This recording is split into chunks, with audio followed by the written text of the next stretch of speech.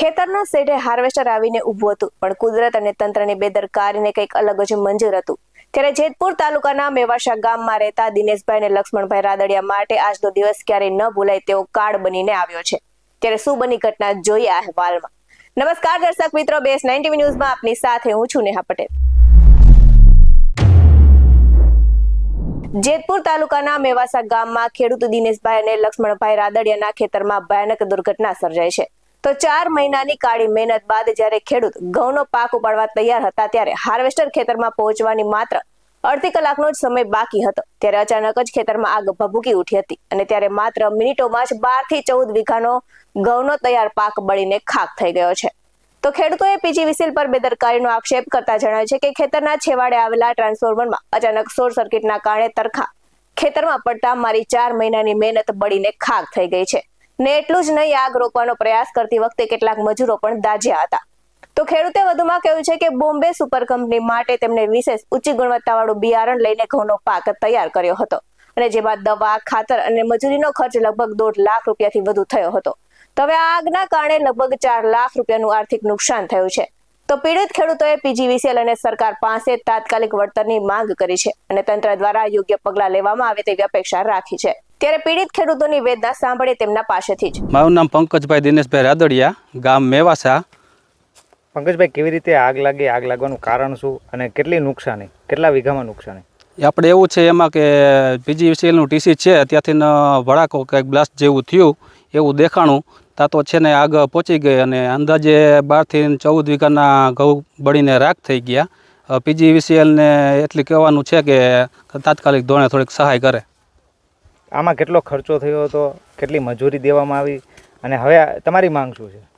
એમાં એવું છે સાહેબ, આપણે છે ને બોમ્બે સુપર કંપનીના બિયારણના ઘઉં વાવ્યા હતા ફાઉન્ડેશનના, બરાબર, સરબતી ટુકડા જે આવે છે ને, એટલે એનો ભાવ ઊંચો હોય છે, એટલે પાછા કંપનીને આપવાના હોય છે. એટલે એ બિયારણના ભાવ ઊંચા હોય છે એટલે કંપનીને પાછી લઈ જતી હોય છે. એટલે અંદાજે 4 લાખ રૂપિયા જેવું નુકસાની બતાવે છે અને ખર્ચો એવો છે જાજો લાગેલો છે અને માંગ એવી છે કે તાત્કાલિક ધોરણે સહાય કરે એમ. મારું નામ ગોપાલભાઈ રાદડિયા અને ખેડૂત મારા કાકા છે દિનેશભાઈ લક્ષ્મણભાઈ રાદડિયા. અમારું ગામ મેવાસા, તાલુકો જેતપુર, બરાબર. અને અમારે આ 12 વીઘાનું પ્લોટિંગ હતું ઘઉંનું, અને PGVCLમાં TC અમારે શોર્ટ થયો એના કારણે અમારે આ હરગીને ખાક થઈ ગયું છે અને ખર્ચોય જાજો કર્યો છે. એમ પ્લોટિંગનું બિયારણ હોય એટલે શું છે, બિયારણના જ ઘઉં એટલે ઊંચા ભાવનું બિયારણ લીધું હોય અને એ લોકો ઊંચા ભાવે લેતા હોય. એટલે અમારે આ 12 વીઘાની અંદર નુકસાની બહુ જાજી છે અને 12 વીઘાનું પ્લોટિંગ હતું ને આવી રીતે અમારે હરકતું પાછળથી આવ્યું હોય અને માણસો ઠારવામાં વાળીએ 25 જણા હતા, મજૂરને બધાય થઈને, એમાંય બધાને ઘણાઈને આગ લાગી ગઈ, દાજી ગયા થોડા, પણ તોય છતાં ઠર્યું નહીં. કારણ કે આગ તો પછી બુજાતી નથી, એકવાર લાગી જાય તો આ તો આકસ્મિક લાગી જ ગઈ છે, બરાબર. કેટલા વીઘામાં ઘઉં હતા? નુકસાનીનો અંદાજ કેટલો લગાવ્યો છે? અમારે ઘઉં 12 વીઘાનું ઘઉંનું વાવેતર હતું અને નુકસાનીમાં ખાતર બહુ મોંઘું છે અત્યારે, પછી દવા. અમારે નુકસાની એટલે 12 વીઘાની અંદર મિનિમમ 1.5 લાખ રૂપિયાનો તમે ખર્ચો કરી નાખ્યો. તમારી શું માંગ?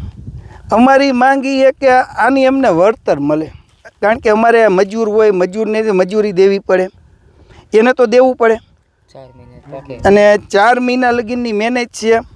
અને અત્યારે હાર્વેસ્ટર આવવાનું જ હતું, ખાલી અડધી કલાકનો ફેર પડ્યો, આગ લાગી ગઈ એટલે રહી ગયું. નકર હાર્વેસ્ટર આવી જ જાય એમ હતું, એ આવતું જ તો આગળ એક ઘેરો કાપીને, અને એમાં કંઈ ડાયરેક્ટ તો સીધું આપણે બોલાવીએ એટલે આવે ને, આપણે કીધેલું તો હોય, વારા ફરતી વારો બધાનો આવતો હોય. કઈ રીતે લાગી આગ? હવે શોર્ટ સર્કિટના કારણે લઈ ગયા છે બાગ. કઈ જગ્યાએ, શું ખેતરમાં હતા કોઈ વાયરિંગ? હા, આપણે TC પાછળ ઊભું છે વાડીએ PGVCLનું, બરાબર. અને વાડીઓના પાવર હોય. હવે એમાં કઈ રીતે આગ લાગી ની અમને ખ્યાલ નથી. આવા જ ખેતી વિશે અહેવાલ સાથે ફરી મળતા રહીશું. તમે અમારી YouTube ચેનલને સબસ્ક્રાઇબ કરવાનું અને અમને Facebook અને Instagram પર ફોલો કરવાનું ભૂલશો નહીં. બાકી નવી અપડેટ્સ મેળવવા માટે આપ જોતા રહો BS9 TV ન્યૂઝ. નમસ્કાર.